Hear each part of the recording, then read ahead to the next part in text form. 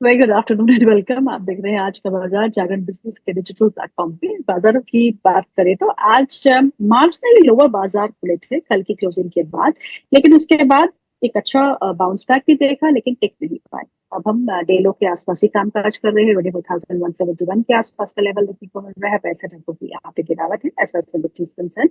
वहीं अगर bank Nifty में देखें तो कल जोरदार बिकवाली हमने देखी because of the HDFC earnings, axis bank की अर्निंग्स, कोटक की अर्निंग्स, वहां सब जगह दबाव देखने को मिल रहा था। And कल के दबाव के बाद आज थोड़ा बाउंस बैक, लेकिन सस्टेन नहीं किया। फिर डेलो के आसपास कामकाज करते हुए कोशिश पे लगा हुआ है बैंक निफ्टी कि वो हरे निशान में आए, लेकिन अभी तक तो नहीं आ पाया है। 57,890 के आसपास का लेवल आज बैंक निफ्टी में देखने को मिल रहा है।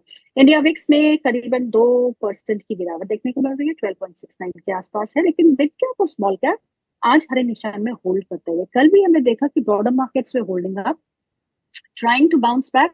और आज भी हम यही देख रहे हैं। पिछले हफ्ते हमने देखा था कि broader markets under performed and benchmarks did well, but ये आज इस हफ्ते में अभी तक तो उल्टा सिनेरियो दिख रहा है। Now broader markets are performing, benchmarks are under stress. नतीजों के चलते हुए स्टॉक स्पेसिफिक एक्शन जो है हमें देखने को मिल रहा है। कल यूएस मार्केट्स मार्जिनली गिरावट के साथ बंद हुए। आज एशियन मार्केट्स काफी अच्छा कर रहे हैं। Kospi, Nikkei, even Chinese indices are doing quite well, पर हमारा मार्केट कहीं नहीं जा रहा। एक दायरे का कारोबार, और इस दायरे में हम बहुत समय से अटके हुए हैं। 24,000 seems to be a strong base for now. 23,000, 24,400 के 500 के पास हम जा नहीं पाए हैं। 300 के ऊपर सस्टेन नहीं कर पा रहे। तो ये सिनारियो थोड़ा बहुत डिफिकल्ट लग रहा है। क्यों? क्योंकि एक तो क्रूड के दाम, ब्रेंट के दाम अगेन $90 के आसपास है। आज थोड़ा बहुत हल्के हुए हैं, $88 के आसपास है। लेकिन रुपये में वीकनेस उतनी की उतनी है, बहुत ही करीब है अपने रिकॉर्ड लो के अगेंस्ट रिजर्व डॉलर। 96.23 के आसपास का लेवल देखने को मिल रहा है। सो रुपये की weakness combined with crude oil का बढ़ना is not good for our economy. Stock specific नतीजों के चलते हुए हम मूव्स देख रहे हैं। नतीजे उतने भी खराब नहीं हैं जितने हम आशा लगाए हुए थे, एक्सपेक्टेशन थी उनसे बेहतर भी नहीं कहेगी, बट इन लाइन है। तो क्योंकि एक्सपेक्टेशन ही उतनी नहीं थी तो नतीजे भी निराश नहीं कर रहे। और यस, बैंकिंग साइड पे थोड़ी बहुत निराशा प्राइवेट बैंक्स की तरफ से आज कल हमको देखने को मिली थी। आज भी बहुत नतीजे हैं जिन पे हम चर्चा करेंगे। हमारे साथ बहुत ही खास मेहमान जुड़ चुके हैं, mister Himesh Kapadia, he is technical associate with DR चौकसी फिनसर्व। हिमेश साहब, आपका बहुत बहुत स्वागत है कार्यक्रम में। A very good afternoon to you, Gituji. Thank you for having me on the show. It's always a pleasure. Always a pleasure to host you sir. Hemendra sir, ये बताइएगा, निफ्टी कहीं नहीं जा रही, अब तो थक चुके हैं। It's testing our patience. एक दायरे का कारोबार, ना टूटता है ना बढ़ता है। एक्सट्रीम्स में अगर कोई हमको एक मूव देखने को मिले, फिर भी हम सोचे कि चलिए, the bottom is in place, अब चलिए अप ट्रेंड है तो अप ट्रेंड में खेल ले। ये कहीं जा ही नहीं रहा, और it's a trap. I mean, Friday को हम बड़े खुशी खुशी सब घर चले गए कि मार्केट्स लुक सस्टेनेबल नाउ, दे go till 24,500, pass through 24,800। तो ऐसा कुछ नहीं हुआ। मंडे से हम फिर उसी रेंज में अटक गए हैं, वही सपोर्ट के पास। करना क्या है इस बाजार में? तो गीतू जी, जैसे आपने बताया, टोटल साइडवेज है। आज 26वां ट्रेडिंग सेशन है, 26th ट्रेडिंग सेशन, जो मार्केट रेंज में है। 23,800 का नीचे का लेवल है, ऊपर का लेवल है 24,588। तो मतलब 26 ट्रेडिंग सेशन से यहीं पे है। और अगर आप देखेंगे तो विक्स जो हाई रहती थी, जियोपॉलिटिकल टेंशन, वो टेंशन गए नहीं है। रशिया यूक्रेन से तो अभी यूएसए ईरान बढ़ गए हैं, लेकिन विक्स अभी 13 के नीचे। और कंसिस्टेंटली अगर लास्ट 8 एटलीस्ट एक हफ्ते से देखेंगे गीतू जी, तो 15 और 14 के नीचे है। तो नॉर्मली विक्स लो होती है तो मार्केट अच्छा होता है, दैट इज अ नॉर्मल गिनती होती है। तो विक्स भी ऊपर नहीं है, लेकिन अगर आप देखेंगे करेंसी रुपी डॉलर में काफी वीकनेस है गीतू जी। ऑल टाइम हाई के आसपास है, 90, कल 96.56 था ऊपर में। और जैसे आपने बताया तो ब्रेंट $90 के आसपास है। तो और एफआई की सेलिंग बीच में थोड़ी रुकी थी, थोड़ी बाइंग भी आई थी, लेकिन एक वो तो लग रहा है एक टेम्पररी था मूव गीतू जी। अब करेंसी वीक, क्रूड की हालत तो, लेकिन सरप्राइजिंग चीज ये है कि काफी वर्ल्ड मार्केट्स इतना बुरा नहीं कर रहे हैं जितना हम लोग कर रहे हैं। अंडर परफॉर्मेंस अपनी बहुत ही ज्यादा है। और आई थिंक 27 सितंबर को 2 साल हो जाएंगे मार्केट पीक होते हुए। तो we are going nowhere, I don't know where we are going. On the other hand pharma index ने ब्रेकआउट दिया है, ऑल टाइम हाई किया जी। है। लास्ट महीने में कैपिटल गुड्स इंडेक्स ने ऑल टाइम हाई किया था। Nifty mid cap 100 index breakout के पास है, और स्मॉल कैप्स अच्छा लग रहा है, लेकिन मोमेंटम नहीं आ रहा है गीतू जी। स्टॉक्स अच्छे लग रहे हैं, चलते नहीं है, ब्रेकआउट देने के बाद वापस रुक जाते हैं। तो बाइंग इंटरेस्ट नहीं है, एक्टिविटी नहीं है मार्केट में, मोमेंटम नहीं है। और ये कब होगा पता नहीं। ये कब होगा पता नहीं। चलिए, इस बीच हमारे साथ एक और खास मेहमान जुड़ चुके हैं, मिस्टर क्षितिज महाजन, ये सीईओ कंप्लीट सर्कल। क्षितिज, आपका बहुत बहुत स्वागत है कार्यक्रम में। आपने हेमेंद्र सर को सुन ही लिया होगा कि मार्केट कब ब्रेकआउट करेगा पता नहीं, कहाँ जा रहा है पता नहीं। आपका भी यही ख्याल है? हेमेन भाई नमस्कार। हेमेन भाई मार्केट के दिग्गज हैं, बड़े भाई हैं, उन्होंने बिल्कुल सही फरमाया जो आपसे फरमाया है। बट मुझे ऐसा लगता है इंडिया बहुत जल्दी पिवट करेगा। मेरा ये सेंस है, we are very near to that. And ये मार्केट जो है ना, आने वाले टाइम में, मैं ब्रॉडर इंडेक्स की बात नहीं कर रहा हूँ। ब्रॉडर इंडेक्स में बहुत कंपनी है जो अब बहुत स्लो स्पीड से चलेंगी, बहुत स्लो स्पीड से चलेंगी। आपको अपना बकेट अपने आप चूज करना पड़ेगा। तो आप इंडेक्स इन्वेस्टिंग जो एक हो रहा था ना, इंडेक्स इन्वेस्टिंग, तो एक्टिव इंडेक्स इन्वेस्टिंग आप इज अ न्यू गेम ना। आप इंडेक्स इन्वेस्टिंग के जरिए नहीं आगे बढ़ सकते हैं, क्योंकि उसमें पूरा आईटी पैक है, बैंकिंग पैक है। अगर मैं बोलूं उसी उसी वैल्यूएशन पे with better growth, with low base, आपको एक प्राइवेट बैंक और मिल रहा है, तो आप एक बड़ा बैंक क्यों लेंगे? क्योंकि एक बड़ी 25 लाख की किसी की बुक है करोड़ की, या किसी की 60 लाख करोड़ की है, किसी की 1 लाख 2 लाख करोड़ की है, chances for that company to grow faster is much better. So I think ये इंडेक्स का लेवल अगर हम ना देखें और इंडिविजुअल स्टॉक पिकिंग में जाएं, तो बहुत ऐसे फंड्स आपको मिलेंगे, बहुत ऐसी बिजनेसेस मिलेंगे जो ज्यादा फास्टर ग्रो करेंगे, जिनकी डिपेंडेंसी यूएस पे कम होगी, जो इंडिया स्पेसिफिक होंगे, या वो उस क्राइटेरिया में आएंगे जो गवर्नमेंट के 14-15 पीएलआई स्कीम में है, जिसमें गवर्नमेंट का पुश भी है आपका। तो I think it's more bottom up approach now, जो स्पेसिफिकली आपको अपने इंडिविजुअल पोर्टफोलियो में भी कवर करनी पड़ेगी।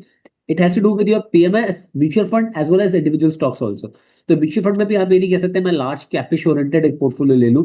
आई have my personal believe that large caps oriented personal portfolio जो है वो उतना अच्छा शायद नहीं कर पाए, क्योंकि वो टेपर डाउन करेंगे with regard to are nominal GDP आज की डेट में। यहीं पे आप एक अच्छा मिक्स रखें, 40-45% large cap, active large cap जहाँ पे फ्यूचरिस्टिक लार्ज कैप हो, and 30-35% mid cap, 15-20% small cap, ऐसा पोर्टफोलियो बनाएं। And look at a positive side of what is going to happen, जहाँ गवर्नमेंट का सपोर्ट हो। आप डिफेंस में कुछ नाम ऐड करें, आप फार्मा में कुछ नाम ऐड करें, आप इकोसिस्टम ऑफ डेटा सेंटर्स में नाम कुछ ऐड करें, आप मैन्युफैक्चरिंग में ऐड करें। पावर एनर्जी का जो एक थीम है, जो एक हम सिक्लिकल सेक्टर बोलते थे, अब वो सिक्लिकल नहीं रहा है। मैं अभी I was laughing with someone, मैंने 10 साल पहले लैपटॉप लिया था, उसका उसका जो कैपेसिटी था 128 GB था, आज मेरा फोन 512 GB का है। सो मैं बता रहा हूँ दैट ये आने वाले टाइम में कोई 56 या 58 GB नहीं होगा, ये 1 TB ही होगा अगर आप देखेंगे तो that way we are using data, data centres की जरूरत है, the way we using power, power की जरूरत है, डेटा सेंटर को फ्यूल करने के लिए पावर की जरूरत है। तो आप रिन्यूएबल एज वेल एज आपका थर्मल और बाकी सोर्स ऑफ पावर को देखें, एंड पूरे इकोसिस्टम को प्ले करें। सो आई थिंक ये कुछ थीम्स हैं जो करेंगे अच्छा। रही बात मेरे और हेमेंद्र भाई की फील्ड की, जो फाइनेंशियलाइजेशन ऑफ सेविंग्स हैं, बहुत लोग और अनऑर्गेनाइज टू ऑर्गेनाइज की तरफ जाएंगे, बहुत लोग आएंगे इस तरह, जो from your typical old method of investing से लेके चाहे वो स्टॉक मार्केट की तरफ आए, या स्टॉक मार्केट में म्यूचुअल फंड की तरफ आए, या म्यूचुअल फंड में इक्विटी और फिक्स इनकम दोनों की तरफ आए, या एसआईएफ की तरफ जाएं, तो वो इवॉल्व लोग होंगे ही होंगे। 63 करोड़ आज की डेट में गीतू पैन कार्ड आधार से लिंक है, और लगभग ओनली 6 करोड़ unique mutual fund investors are there. हम कह रहे हैं कि 23 करोड़ डीमैट अकाउंट खुल गए हैं, पर यूनिक डीमैट अकाउंट होल्डर तो 15 करोड़ ही है, और सीरियस डीमैट अकाउंट होल्डर उसमें 5-6 करोड़ ही है। I think I am very bullish that things will shape up very well for India. It is just that not at a You speed. all, you have always been optimistic. You have always been optimistic. पर ये भी तो देखना है कि अगर market इस दायरे से बाहर नहीं निकला तो कितने इन्वेस्टर जो है वो छोड़ के भी चल गए। I know many of them who say that हमारे बस की नहीं है मार्केट, ये 2 साल में कहीं नहीं गया, अब कहाँ जाएगा? अच्छा, मैं एक चीज, आप इससे पहले हेमेंद्र भाई से एक अगला सवाल पूछे, मैं एक चीज बताता हूँ आपको।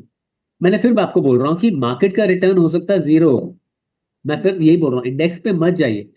There are lot of mutual fund जो पिछले 2 साल में जिनका रिटर्न है 7% compounding, 8% compounding, 6% compounding. Mutual fund equity में आपका लॉन्ग टर्म कैपिटल गेन है 12.5%। आप उसको एफडी पे भी इक्वेट अगर करते हैं 7 पे, still you are better off. मैं ये बताने की कोशिश कर रहा हूँ, भाई लोगों की एक्सपेक्टेशन है कि 25% रिटर्न, वो एक्सपेक्टेशन गलत है ना। आप उसको वो एक्सपेक्टेशन भी तो हमने ही लाई थी उनके आप वो उनके लिए। हेमेन भाई कुछ बोलना चाहते हैं?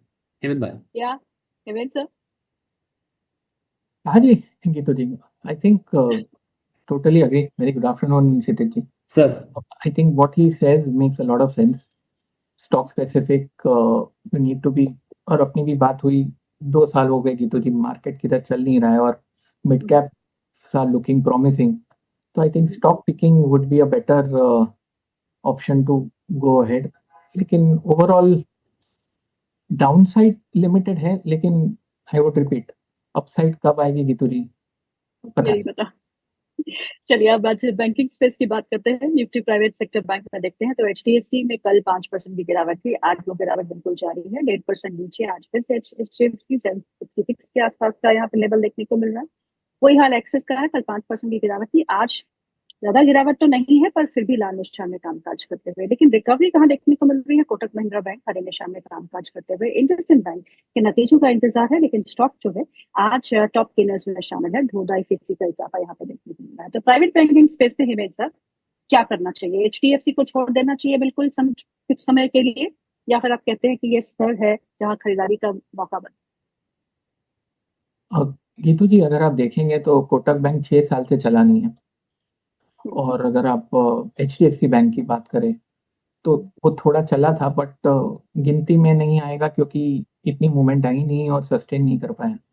तो ये जो दिग्गज बैंक्स थी, अगर आप देखेंगे 2000 से 2020 तक, जब भी बैंक निफ्टी या बैंक्स में मूवमेंट आती थी, it was HDFC and Kotak. अब ये 6 साल हो गए उन्होंने, अगर आप निवेशक हो गीतू जी, तो आपको कुछ रिटर्न मिले नहीं है।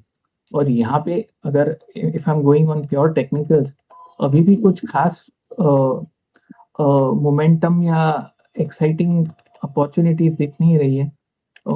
खराब नहीं है क्योंकि अभी मे बी वैल्यूएशन थोड़े रीजनेबल हो गए, बट अपसाइड अभी तक कुछ एक्सेप्शनल दिख नहीं रहा है। सेटअप वैसा ही है, 6 साल के बाद 7वां साल जाएगा कि नहीं, I am not sure, but they are not compelling at this point in time Neetu ji. Such so PSU bank चले, थोड़ा करेक्शन आया, बट थोड़ा मोमेंटम वहां पे है। हाँ, ICICI बैंक ने आउट परफॉर्म किया है गीतू जी, वो अभी भी शायद, और शायद फेडरल बैंक, वो अभी भी आउट परफॉर्मेंस दिख रहा है। लेकिन कोटक बैंक और HDFC बैंक में technically nothing is changed. PSU banks में क्या पसंद है आपको? एक नॉर्मली इंडियन बैंक लीड करता है गीतू जी, PSU bank, state bank is the big daddy of all, लेकिन इंडियन बैंक लीड करता है। तो मेरे हिसाब से अगर आप देखेंगे तो कैन बैंक है जहाँ पे डाउनसाइड थोड़ी लिमिटेड है, और even State Bank, I think यहाँ से I am not sure there is much to lose. So if I अगर लेना ही है PSU बैंक, तो I would go for State Bank की तुझे। अगर अगर हम न्यू एज कंपनीज को देखें ना, वहां पे नतीजे अच्छे आए हैं। पेटीएम के कल नतीजे आए, नतीजे काफी अच्छे रहे, लेकिन आज उन्होंने बोनस की घोषणा नहीं की, तो इससे बाजार निराश हो गया है, लाल निशान में वो स्टॉक कामकाज कर रहा है।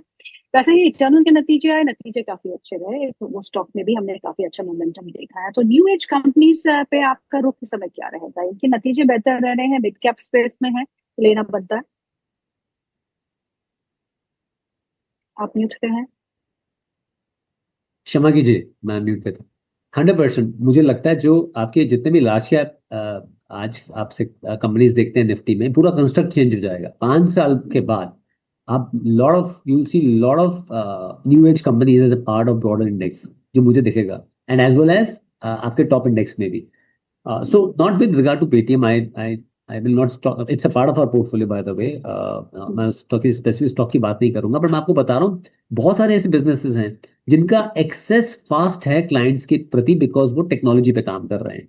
आज जो भी बिजनेस है जहाँ पे वो 5, 6, 8, 7 करोड़ को लेके आ पा रहे हैं, वो टेक से ही हो पा रहा है। आप इंडिविजुअल वॉक ऑन स्ट्रीट करके नहीं कर सकते हो। तो I think I am very positive. जब भी आप कोई न्यू एज का बकेट खेलना चाहते हैं, आप पूरा बकेट खेलिए उसमें। उसमें आप फिनटेक खेलिए, उसमें आप फूड टेक खेलिए, उसमें आप आई थिंक बहुत जल्दी आपको डिफेंस टेक मिलेगा, एज वेल एज आपको स्पेस टेक भी मिलेगा। Such a proud movement for India. अभी जो परसों हुआ है, हमने डोमेस्टिक अपना एक प्राइवेट कंपनी ने, स्काई रूट ने अपना रॉकेट लॉन्च किया है। तो ये इट्स जस्ट अ बिगिनिंग। मैं आपको बता रहा हूँ, जितनी जितनी एक्सपेक्टेशन मेरी इस, अभी हम लोग यहाँ, मैं, मेरा ऑफिस जनपद पे है, टॉल्स्टॉय हाउस, कल काफी यहाँ प्रोटेस्ट, काफी चीजें हुई हैं। हम, एंड आई रिस्पेक्ट जिसका भी जो व्यू है, nothing against, nothing for, but I am saying मुझे बहुत एक्सपेक्टेशन है, होप है इस जनरेशन से, जो नेक्स्ट हमारा मिलेनियंस है। And it's a very aspirational and much evolve and much informed generation rather than you me and Hemant ji, जब हम अपने कॉलेज और स्कूल टाइम में थे। Correct. So I'm saying it's a very different generation. I'm saying that's why when you say ना, why you sound so positive. Average age 31 है इस देश की। आपके पास ड्रीम्स की कमी नहीं है। When you move out, I stay in GK2. When I go to M Block, सर्दियों में हो, गर्मियों में रात को जाते हो, there are so many startups at various cafe shops. So Delhi will surpass, forget about Bangalore और maybe बॉम्बे तो खैर बहुत पीछे इन चीजों में। हेमंत भाई, मतलब बॉम्बे से रिगार्डिंग हुआ, मैंने बता रहा हूँ स्टार्टअप के कल्चर की बात कर रहा हूँ मैं। Delhi, Gurgaon is far ahead, तो I am saying it will surpass many of the world cities. So I'm pretty sure you will see this new age businesses taking over. But आपको बकेट बनानी पड़ेगी अपनी, कौन कौन सी चीजें करनी है। आप सिर्फ एक न्यू एज बिजनेस पे बेट नहीं कर रहे हैं, आप देखें कौन कौन से बिजनेसेस हैं जो फ्यूचरिस्टिक है, जो आप यूज कर रहे हैं। When you start yourself using that, हाँ यार ये तो मैं भी यूज करता हूँ, मेरा है, और आपको लगता है कि इसमें, देखिए मोट नहीं है, बात ये होती है ईज होती है, एक यूजर एक्सपीरियंस होता है। जैसे मैं एक ही यूपीआई ऐप यूज करता हूँ, इरिस्पेक्टिव वो दूसरी जैसी भी आ जाए, क्योंकि मेरे हर चीज उससे लिंक है, मेरे बिल उससे ऑटोमेटिक जा रहे हैं। I don't want to switch ना, बिकॉज स्विच के लिए ऐसा कुछ बिगर कोई चांस है नहीं है। पहले आप, हम या तो एयरटेल से यहाँ शिफ्ट करते थे, बाकी जगह शिफ्ट करते थे, अब क्या वो दो प्लेयर्स हैं, Idea and Voda, and they are now, I think they are getting little better, but otherwise there are two players which are there, and broadly सब लोग जो उसमें हैं, जिसमें बैठे हुए हैं उसमें बैठे हुए हैं। And now ARPU also has started increasing and stepping up. So I'm saying that we have to figure out that what all new businesses will do well and what is the scope of these businesses. So अगर आप उस पे focus करते हैं, my sense is I echo with you that many of the companies in Nifty will be replaced by these newest businesses next 5 years time. Eternal की जगह तो बन गई है निफ्टी 50 में, अब बाकी भी देखते हैं कि कैसे छलांग लगाते हैं। और Nykaa, policy Bazaar, Paytm, they all been doing well अगर हम पिछले 4 से 5 महीने में देखें। एक और बैंक की बात करेंगे हेमंत सर, करूर वैश्य बैंक, नतीजे आए, नतीजे काफी अच्छे रहे, 10% ऊपर है ये स्टॉक 332 पे, कैसा लग रहा है आपको? रिलेटिव स्ट्रेंथ है गीतू जी। अगर आप चार्ट देखेंगे तो ये 6 साल की तेजी है, और तेजी अभी भी इंटैक्ट है। आप short term, medium term, long term कोई भी टाइम फ्रेम पे देखेंगे गीतू जी, तो stock is in an up trend on technical parameters. और अगर आप ऑल टाइम हाई देखेंगे गीतू जी, तो ये फरवरी में ही ऑल टाइम हाई किया था करोड़ वैश्य बैंक ने, और ये